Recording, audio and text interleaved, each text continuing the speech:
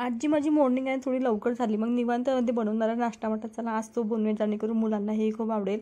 अशामुळे मला मी घेतला इथं सँडविच बनवायला. तिथं आलूची चटणी बनवून झाली आहे, ब्रेड घेतले आणि इथं मी यूज केला आहे पिझ्झा सॉस. तर माझ्याकडे जो सॉस यूज करतात तो सध्या नव्हता, त्याच्यामुळे मी पिझ्झा सॉस केला.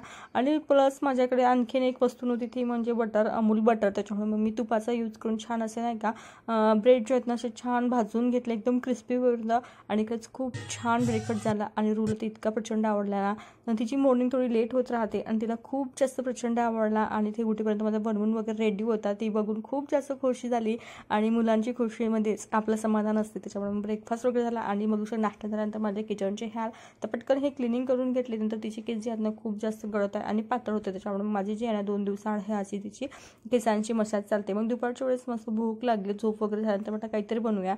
मग मस्त अशी सुकी भेल बनवून घेतली आणि ती इतकी सुंदर बनली ना ते मी फुल ब्लॉगमध्ये सविस्तर सांगितले आहे.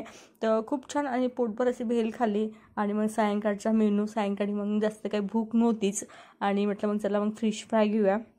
मग छान अशी फिश जी आहे ना मी ते फ्राय करून घेतली, काहीच नाही मसाला टाकले आणि ते फक्त फ्राय करून घेतले आहे. तर चला ब्लॉग इथेच